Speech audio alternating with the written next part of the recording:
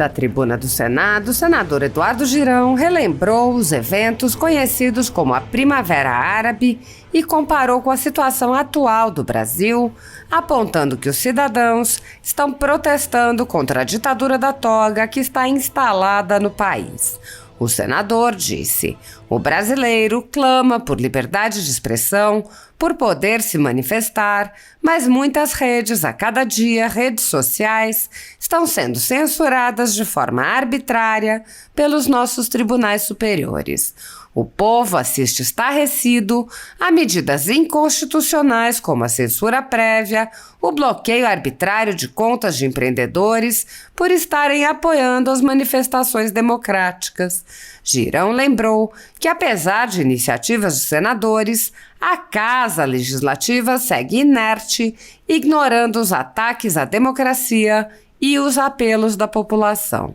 O senador lembrou algumas das iniciativas, como o pedido de impeachment do ministro Barroso, apresentado hoje por um grupo de senadores, e a aprovação de um convite ao ministro Alexandre de Moraes para prestar esclarecimentos ao Senado. O senador afirmou: urge também que o Senado cumpra o seu dever constitucional diante de uma crise que só faz crescer em face dos abusos dessa ditadura de toga, antes que seja tarde e nada mais se possa fazer a não ser lamentar as graves consequências dessa omissão. Em consequência da inércia do Senado, a Comissão Interamericana de Direitos Humanos já recebeu nos últimos anos uma série de denúncias de violações a direitos, em especial a liberdade de expressão, relacionados aos inquéritos políticos conduzidos pelo ministro Alexandre de Moraes. A comissão foi informada sobre os jornais estourados, com equipamentos apreendidos, jornalistas perseguidos e presos. Foi informada sobre a invasão de residências de cidadãos e a apreensão de bens. Foi informada sobre a censura de meios de comunicação. Foi informada sobre a prisão do deputado Daniel Silveira, mas não se manifestou durante os meses em que o parlamentar ficou preso por crime de opinião. Foi informada sobre o grave estado de saúde do jornalista Wellington Macedo, quando estava em greve de fome após ser preso por mostrar uma manifestação. Foi informada sobre o jornalista Oswaldo Eustáquio, que perdeu o movimento das pernas em um estranho acidente enquanto esteve preso por crime de opinião. Foi informada sobre os ativistas que passaram 1 ano em prisão domiciliar sem sequer denúncia em Brasília, mesmo morando em outros estados. Foi informada sobre a prisão de Roberto Jefferson, presidente de um partido, e sua destituição do cargo a mando de Moraes. Foi informada sobre a censura a parlamentares. Foi informada sobre muitos outros fatos. Há pelo menos 2 anos, há pedidos para que a comissão mande cessar os inquéritos políticos conduzidos por Alexandre de Moraes. Em 2020, o ex-relator especial para a liberdade de expressão da Comissão Interamericana de Direitos Humanos, Edson Lanza, manifestou preocupação com a decisão de Alexandre de Moraes de censurar cidadãos nos inquéritos que conduz no Supremo Tribunal Federal. Lanza disse: acompanho com preocupação decisão do Supremo Tribunal Federal que mandou fechar dezenas de contas em redes de ativistas e blogueiros por alegado discurso de ódio. Deve-se provar em cada caso que foi ultrapassado o limite da incitação à violência, conforme disposto no item 5 do artigo 13 da Convenção Americana sobre Direitos Humanos, conhecida como Pacto de São José da Costa Rica. Apoiadores do presidente Jair Bolsonaro e pessoas que apenas têm um discurso diferente do imposto pelo cartel midiático vêm sendo perseguidos, em especial pelo Judiciário. Além dos inquéritos conduzidos pelo ministro Alexandre de Moraes do Supremo Tribunal Federal, também o ex-corregedor do Tribunal Superior Eleitoral, Luiz Felipe Salomão, criou seu próprio inquérito administrativo e ordenou o confisco da renda de sites e canais conservadores, como Bárbara, do canal Te Atualizei, e a Folha Política. Toda a receita gerada pelo nosso jornal desde 1º de julho de 2021 está bloqueada por ordem do TSE, com o aplauso dos ministros Luiz Roberto Barroso, Alexandre de Moraes e Edson Fachin. Há mais de 16 meses, toda a renda do nosso trabalho vem sendo retida sem qualquer previsão legal. Sem a possibilidade de receber a renda de seu trabalho, o jornal corre o risco de fechar. Se você apoia o trabalho da Folha Política e pode ajudar, use o QR Code que está visível na tela para doar qualquer quantia ou use o código ajude@folhapolitica.org. Caso não utilize Pix, há a opção de transferência bancária para a conta da empresa Raposo Fernandes, disponível na descrição deste vídeo e no comentário fixado no topo. Há 10 anos, a Folha Política faz a cobertura da política brasileira, mostrando atos, pronunciamentos e eventos dos três poderes, quebrando a espiral do silêncio imposta pelo cartel de mídia que quer o monopólio da informação. Pix ajude@folhapolitica.org. Assim está. Senhor presidente Rodrigo Pacheco, senhoras senadoras, senhores senadores, assessores dessa casa, funcionários, brasileiros que estão nos assistindo pelas mídias da TV Senado, no dia 17 de dezembro de 2010, teve início um dos movimentos mais fortes desse século. Mohamed Bouazizi, um vendedor ambulante de 26 anos de idade, depois de ter suas mercadorias confiscadas pelo governo da Tunísia por se negar a dar propina aos fiscais, em desespero, incendeia o seu próprio corpo. Esse chocante episódio desencadeia um movimento espontâneo de protestos pacíficos da população, resultando na queda do ditador que governava com mão de ferro o país por 23 anos.